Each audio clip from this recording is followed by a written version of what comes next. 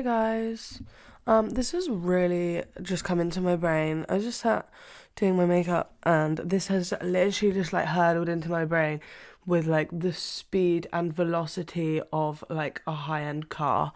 I don't know what specific car, I don't know much about cars, but the like urgency in which I felt I needed to speak on this was, I'm trying to think of the correct word to like articulate how I feel. I'm getting the word astounding, and I feel like that's just not even cutting it. So what I want to talk about today is being the gifted child, and the absolute trickery and lie and deceit that is being the gifted child, and how it psychologically fucks us all up. I'm going to try and keep this one quite short. I've decided I'm going to start making like shorter podcasts, like around like 15 minutes. I feel like they're more digestible for people. And it will increase my exposure. Sorry, I am a marketing girly now, apparently. So basically, a bit of backstory. When I was very young, I mean, like, we had, like, infant school and not secondary school. We had, like, infant school and, like, I don't know, what was it called? Where you'd, like, reception to, like, year 2, and then we had, like, year 3 to year 6. But then they, like, merged, like, halfway through. But for a while they were separate. Anyway, so in infant school, when I was really young, I got told that I was this gifted child, right? And did I let that go to my head? Absolutely. Of course I did. What the fuck is happening to my audio? Sorry, I'm feeling incredibly ADHD today. And my audio is lagging out and it is really stressing me out. But yeah, so bear in mind my class was very small. And I'm quite an academic in a sense. Like, I understand writing and I understand numbers sometimes. Like, I don't know, I just have like quite a logical, analytical brain. And obviously some kids excel at that more than others. So I was one of the few academic-y type of people in my class. I would say there was about 5 or 6 of us. I was always on like the top table, the smart table and whatever, and that kind of carried throughout the whole of school, really, like primary school. And I just want to say that I think, I understand like sets in secondary school in the sense of grouping people with the same abilities together in a class. But one thing that I really didn't understand in primary school was grouping kids of the same ability on a table.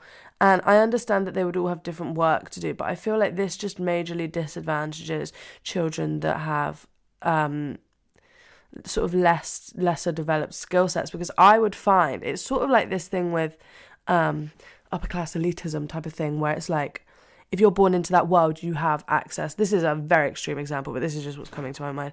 You have access to skills and resources that like regular people don't have.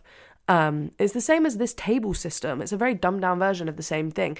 You're going to be sat next to someone who understands, I don't know, Pythagoras theorem 10 times better than someone who doesn't. They might be able to give someone who doesn't understand it a hand in a way that would be a lot more digestible for them.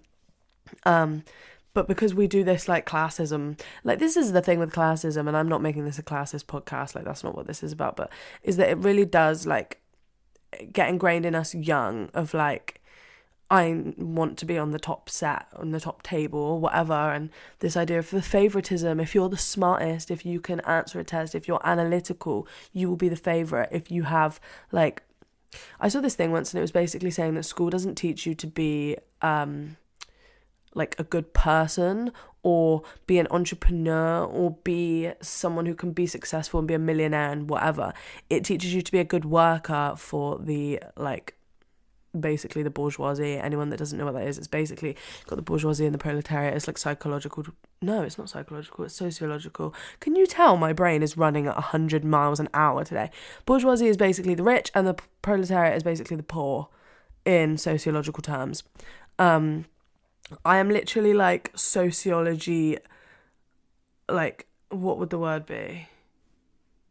I've been like conditioned sociologically in my brain to think about things in that way, because I feel like saying the upper class and the lower class is kind of, there's a lot more movement to it than that, I don't know why this is becoming so class based.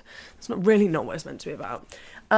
So then kind of moving away from in secondary school, I remember like I would go to like these maths challenges and these fucking events that were like for smart kids, and like I would get to go on these trips for like smart kids or whatever, and like I met this like architecture man or some shit. I don't really know. Like I feel like in school, like the teachers were like, "You're so gifted," and that is really like so has been so detrimental to my like outlook on my life, like especially as I got older. And I think a big part of that is when you go into secondary school and you are then grouped with, I don't know how many schools go into a secondary school, maybe like 10 in the area or something. Maybe that's a bit much, but I don't know. You're grouped with the 10, how many gifted kids would you say in each class? 5 maybe? So that's 50 kids across those 10 schools. So, and then if you whittle that down, not all 50 of them are going to be gifted. There's going to be one maybe in each class. So that's 10 gifted kids, right, across the whole school in the secondary school. So those other 40 kids that have been told they're gifted, right? And I've spoken to friends about this. I've got one of my housemates. She was a runner and really smart and always worked loads of jobs and basically had this super full schedule, and her parents were very on her about her grades and having to like perform to this level. And she said that this has translated in her adult life in feeling like she can never catch a break. Like she can't just chill because she feels like she's disappointing someone. And then I'm like, but you're not disappointing anyone, because there's no one, like I'm not disappointed in you, no one in this house is disappointed in you. And she's like, that's just the way I've been conditioned. And it's kind of the same with me, like, because when I would say as soon as I got into year 7, I noticed that I was not this gifted brained Einstein that had been sort of like imposed upon me, this idea that me and these few other kids in this class in primary school were like super smart. I was just normal smart. Like I wasn't dumb by any means, but I wasn't like anything special, you know, and I was just normal. I was just a normal kid, and it wasn't really recognized. Like I didn't really get this like you're really smart thing. And I was in like top set maths for like a year in like, because I think it was like year 9 you start moving into like, what was it, like graded set, so you'd be in like first, second, third, fourth. We had like four was on each side of the year. So I was in top set everything initially. Always stayed in top set English was my shit. I love English. But as for maths, I quickly realised that I just could not keep up, and it was degrading. Do you know, like it was really like embarrassing being like the dumbest person in the cleverest set, because you go in thinking that you're going to be able to compete, because all you've been told by your teachers is, oh, she's really like got it, she's understands these things and whatever. And like I feel like this kind of goes along with this absolutist mindset and this absolutist thinking of like, especially with kids, obviously we want to bring kids up and we want to motivate them to be whatever they can be, and you know, and I feel like I've said so much and it's only 8 minutes, so I do apologize if like this is really too fast. I just don't know what's happening to my brain today. But yeah, we're always obviously wanting to lift kids up, but I actually think, like my mum told me this, and I obviously have no memory of this because I was literally an infant. But she said that one thing that really pisses her off about people that parent is when they mollycoddle their kids. And I'm not going to lie, yeah, you do see some, like, people, like, I see people my age who just are the biggest whingy bitches ever, like, no offence. But we all know those people that are just like, woe is me, oh my God, I've cut my finger, I'm going to go and cry about it, where's my hugs and where's my kisses? Do you know what I mean? And, like, my mum said that when I used to fall over when I was a kid, she'd be like, she wouldn't like address it, like, and if I like started crying, she'd be like, oh, it's fine, like get up, whatever, like, but she wouldn't like be like, oh no, oh my God, because it conditions children to basically seek like acceptance or seek that. I don't know the psychology behind it, but I saw this, I don't know if you've seen these things like flying around on the internet, and it's like accidentally pretending that I knocked my baby's head, like through a door, and it's like they don't do it, but then they're like, oh my god, I'm sorry, and then the baby starts crying, and it's like the baby wasn't crying. It's like, it's all psychology, like it's literally just like mind games kind of thing. And yeah, I don't know, I think that's sort of fared me well in the sense of when I hurt myself, or when I'm ill or whatever, I just kind of get on with it. But when it comes to like the academics, like I would say, a very, very average student. This is actually a very good timing to make this video, because I got my first really high mark in my uni assignment. I got an 82, and that was like ridiculously high. I couldn't believe it. Like, I average like 50s to 70s, which is like, it's fine. Like, obviously that is bordering on a first, but most of the time, like, I would say I sit between like the 50 to 60, maybe 65 range, like, and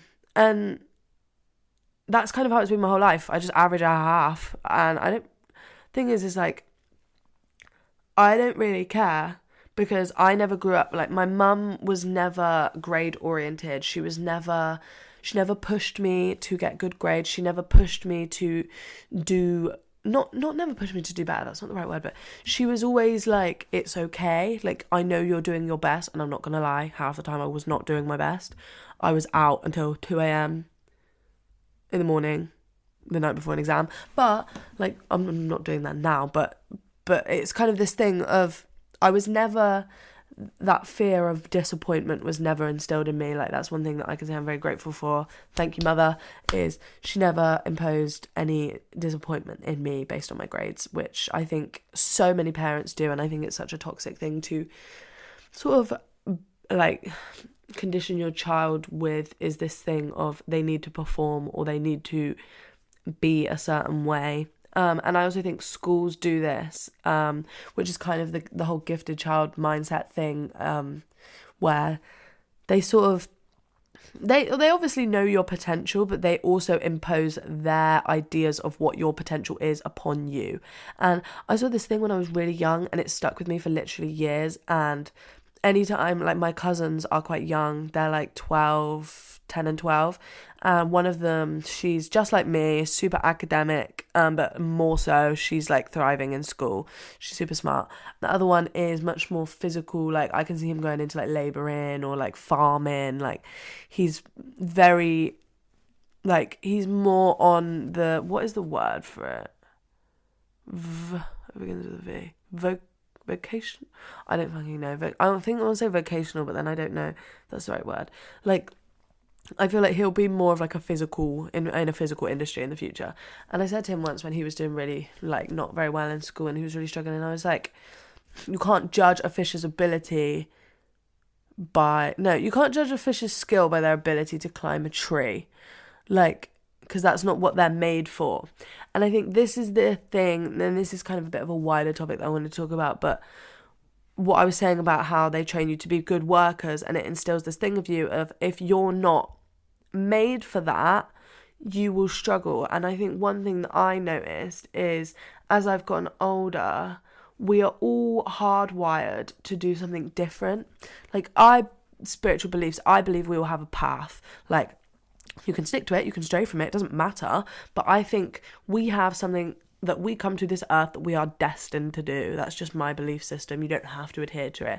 But I think that's why we have passions and hobbies and things that we aspire to be, or that we, like, some people can just take to, like, the violin instantly, or ballet, or communication skills. Some people just are naturally better at talking to people, naturally more introverted and more extroverted. Like, I think there's traits that we have that we just naturally sort of adhere to, based on what our, like, life path should be, I guess. And we kind of aren't taught to nurture those, because half the time we have these parental influences being like, you have to succeed, or you have to get an A in your test that, quite frankly, you don't give a fuck about. And then we get to adults and realise that we don't know what our hobbies are, we don't know what our passions are, we don't know what we like to do, and we've spent our whole life people pleasing, and And then we get to adulthood where we can't communicate and we don't know what we want to do, and we get to about 40, 50 and we have a midlife crisis because we're like, I hate my job, I don't probably like my husband, and my kids are following the same pattern I was because that's the way that I've taught them that they need to be, is they need to perform, and it's this vicious cycle. And I think once you realise to get out of the cycle, and you're going to disappoint like a lot of people, like I can't even tell you the amount of people I disappointed when I started changing, like, I don't know, the trajectory of my life, when I was like, I actually don't want like you anymore, and like I'm like, I've always been the type of person that will say what I think to my detriment. Don't deny that. Like, it would get me in trouble. Like, I'd say things and people would be like, why did you say that? And I'd be like, yeah, true, why did I say that? And like, now I've learned some tact, but it was always my weakness. People would like, oh, you just need to shut up and like read a book or some shit. I can't do that. My ADHD will not allow me to do that. And it's like, before I was always trying to impress people and like, oh, maybe I should read a book, or like, because I wanted to be on their good side, or I wanted to people please them. And now I make podcasts and I love it, and it's like very successful for me because I decided to invest in my passions and develop the things that I like. And I think quite often, I've said this I think quite a few times before, but I will say it again, is I think quite often the things that you are very, very good at, or things that could be very profitable for you or successful for you, lie in the things that you're most afraid of. Because normally when you're a child, you have no inhibitions about anything, because you haven't been conditioned into fear responses yet. So you do things that you are naturally good at, or you have a natural flair for, and then some prick will shoot you down for it because they're probably jealous. Like I said before about how when I would just speak my mind and people are like, shut up. Like, same thing. Like, I don't know, there's like quite a few people I know that like have said they either like dance or do art or whatever, and they used to love doing it when they were younger, and someone shot them down for it, and it took them a really long time to build that back up again, but now that's like a really profitable industry for them. It's one of those things where you kind of need to look back through your life at the things that really like hurt you.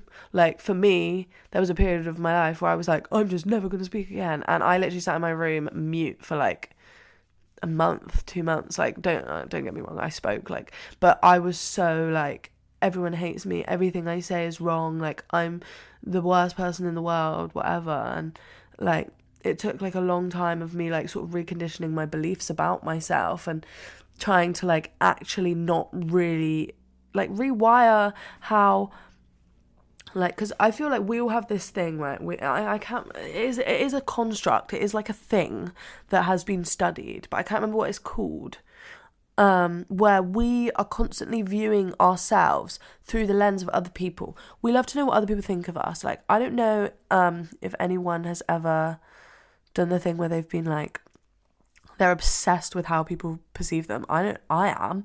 Like, when someone talks about you or talks about what they think of you, you're like, go on, tell me more. What, like, how am I perceived? And I think a big part of understanding where your successes lie, taking away from this gifted child mindset of being told from such a young age, you're good at this or you're good at that, or you will succeed in this field because when you were 6 you did well in a test in it, is kind of reversing that and going, but what do I like to do? And even though this is probably going to cause like uproar in the family or whatever because they don't want me to do that, it's like OnlyFans and sex work, like, kind of is a bit more taboo, but like all these girls that do it, and boys, I'm not going to discriminate, and trans people, everyone that does it, I'm not going to leave it to a gender, but they kind of, I don't know, I feel like that's not something that any parent would be happy about their child doing unless they were a really sex positive family, which is a good thing. But I feel like for the large majority of families, the last thing they would want their child to do is come home and say, yeah, I do porn now. But if you really believe that is what you want to do, you should do it, and you shouldn't feel degraded, or you shouldn't feel like stupid for doing it, you should just do it. And I think this is the final note that I will leave you with, because I did say I want to keep this short, is find out what you like to do and look back through your life in terms of the things that you've been shut down for, and did you actually like doing them? And if you did, keep doing them, and you never know where they're going to lead. Love you guys, bye. Mwah.